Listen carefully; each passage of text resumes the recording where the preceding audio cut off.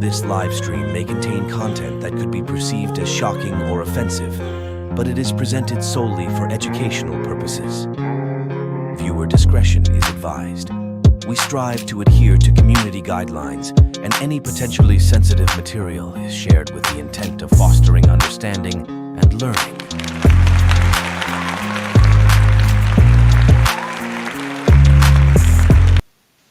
Yo, what's going on, guys? It's your boy, Atypical Security Guard. Today, we're going to be talking about a topic that I get asked probably, I would say, like more than anything else. When we have new security guards that work at the location where I'm at, we've kind of gone through over the past year a lot of change. We've brought in third-party companies to kind of pick up some of the slack.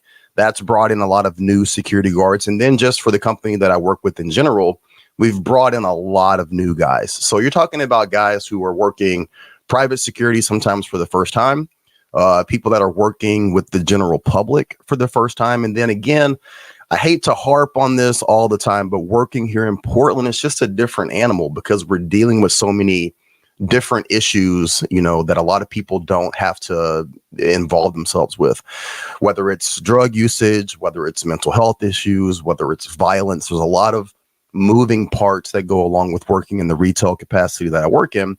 And so a lot of times private security guards are like, hey, I've got questions. So one of the questions that I get the most is, how do you enforce rules when nobody respects you? Okay.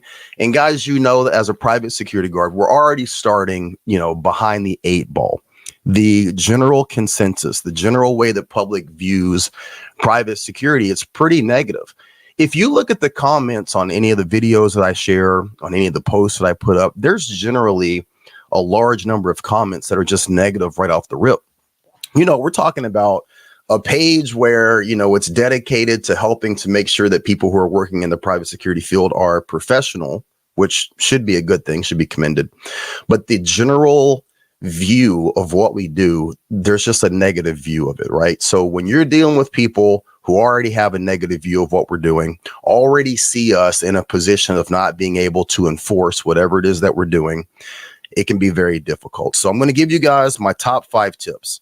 These 5 tips, to be 100% honest, I learned this working in the prison system. Early 2000s, I started working in a county jail, and then I moved to a state prison a little bit, you know, further after that.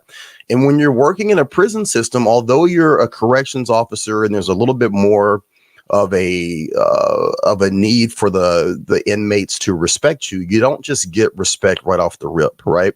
You have to earn it.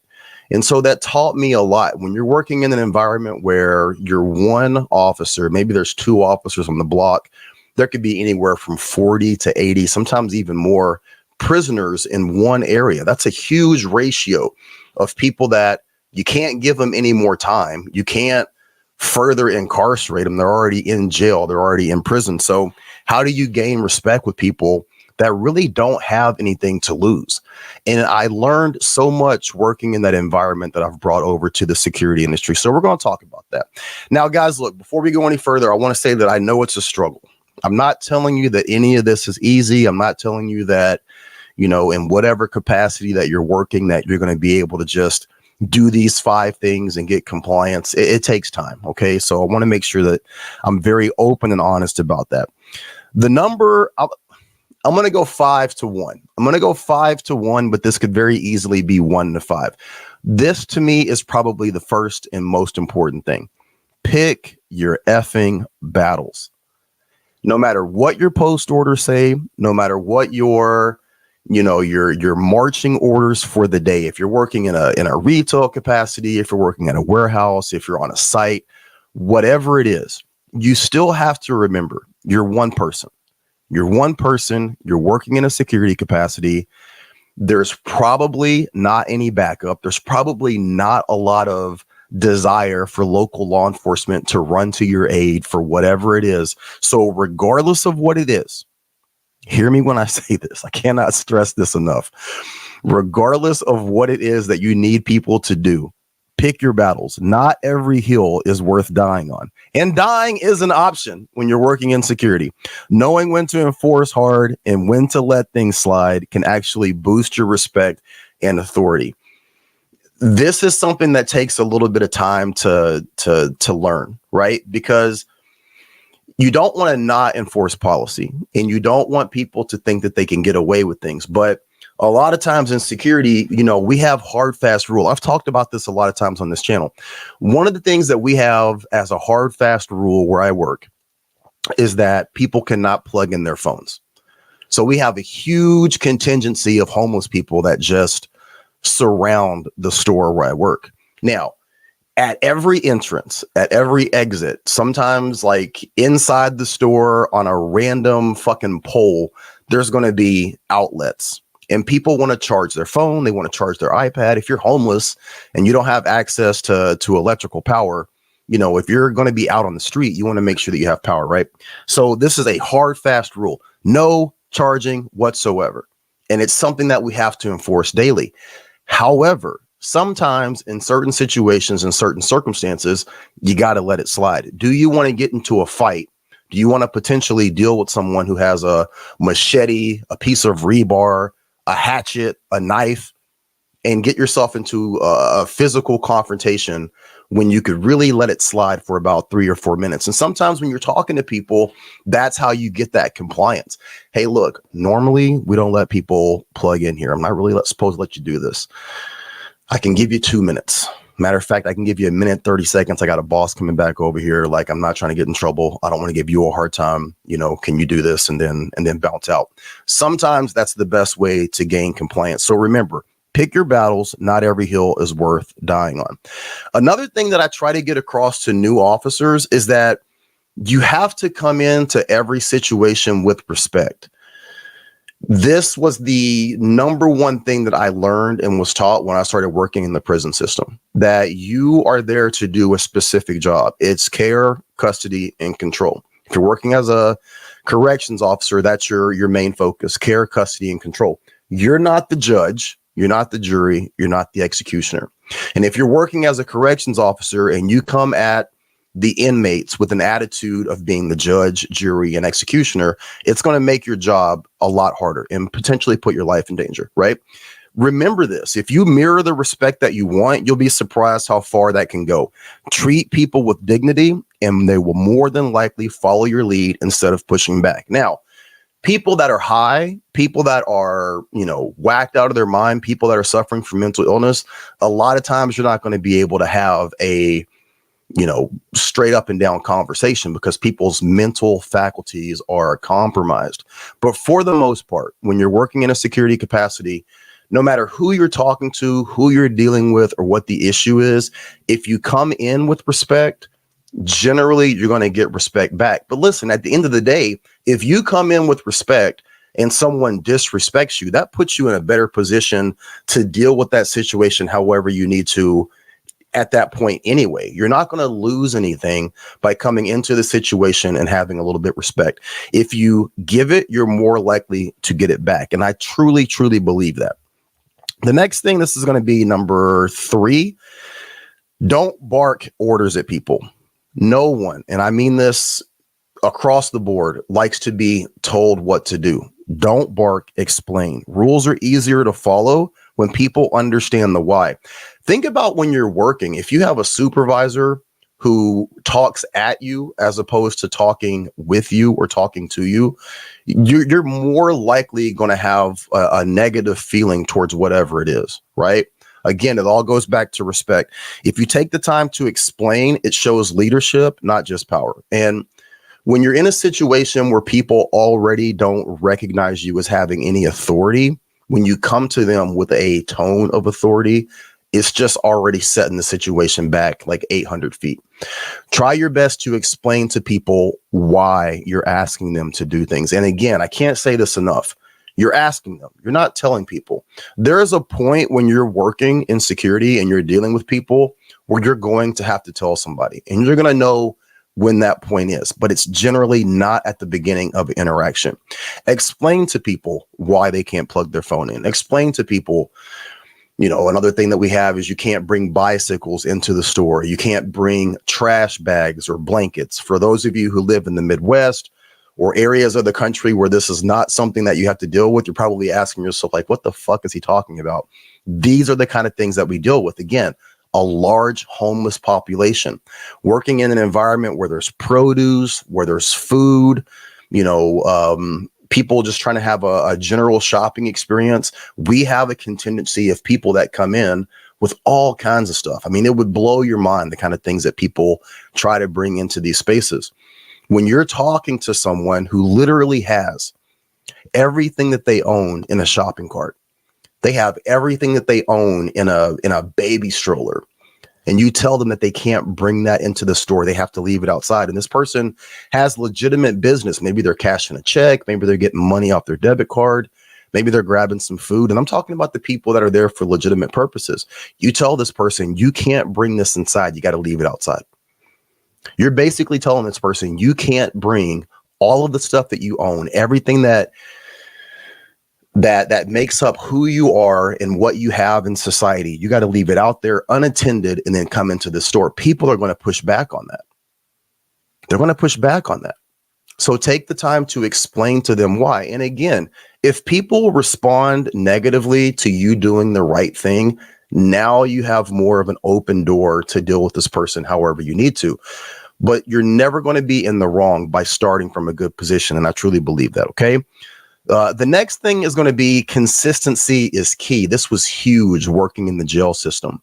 Everybody's watching. Your managers, your supervisors, the contract holders, the normal people that are in the peripheral, they're all watching how you handle things. But the negative people that you deal with, they're watching as well. Working in the prison system, all of the inmates were watching. If you're dealing with a lot of homeless people, they're all watching. You have to be consistent. When you enforce consistently,